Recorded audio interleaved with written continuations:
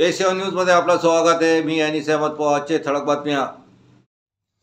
स्थानिक गुन्हे शाखा व वसमत शहर पोलीस ठाण्याची संयुक्त कामगिरी। येथील दगडगाव रस्त्यावरील उघडी नदीजवळील शेतात 28 वर्षीय तरुणाचा खून झाल्याची घटना रविवारी सायंकाळी घडली होती। या प्रकरणी अज्ञात आरोपी विरोधात गुन्हा नोंदवण्यात आला होता। या गुन्ह्यात स्थानिक गुन्हे शाखेच्या पथकाने तपास चक्रे फिरवून 2 आरोपी निष्पन्न करून त्यांना अटक केली।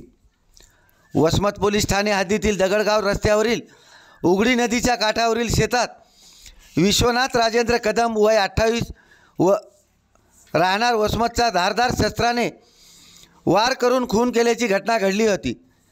रविवारी दुपारी 4च्या सुमारास घडलेल्या या घटनेने वसमत शहरामध्ये खळबळ उडाली होती। मैताच्या शरीरावर धारदार शस्त्राने मारहाण केल्याच्या जखमा आहेत। यावरून सदर युवकाला जाणीवपूर्वक मारहाण करून धारदार शस्त्राने वार करून खून केल्याचे स्पष्ट दिसत होते। भर दिवसा ही घटना मयत तरुणाच्या शेतातच घडली हे विशेष। या प्रकरणी मैताची बहीण मंजुषा स्वप्नील शिंदे यांच्या तक्रारीवरून अज्ञात आरोपी विरोधात गुन्हा नोंदवण्यात आला होता। घटनास्थळी प्रभारी पोलीस अधीक्षक अर्चना पाटील, उपविभागीय पोलीस अधिकारी राजकुमार केंद्रे, स्थानिक गुन्हे शाखेचे पोलीस निरीक्षक विकास पाटील, वसमत शहर ठाण्याचे पोलीस निरीक्षक सुधीर वाघ भेट देऊन गुन्ह्यासंबंधाच्या सूचना दिल्या।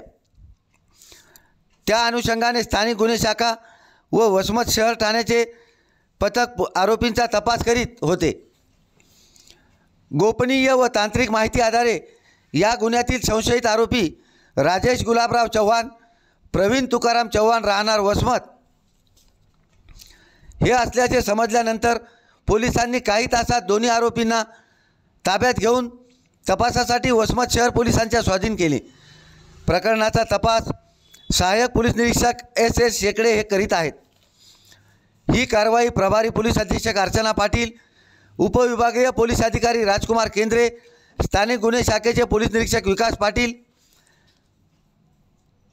पोलीस निरीक्षक सुधीर वाघ यांच्या मार्गदर्शनाखाली गुन्हे शाखेचे पोलीस उपनिरीक्षक विक्रम विठुबोने तसेच वसमत शहर ठाण्याचे सहाय्यक पोलीस निरीक्षक संतोष शेकडे, बालाजी महाजन, नितीन गोरे, गजानन कोकळे, साईनाथ कंटे, नरेंद्र सावळे, आकाश टापरे, आजम प्यारेवाले, राजू गुट्टे यांनी केली आहे। A7 न्यूजसाठी अनिस अहमद, हिंगोली।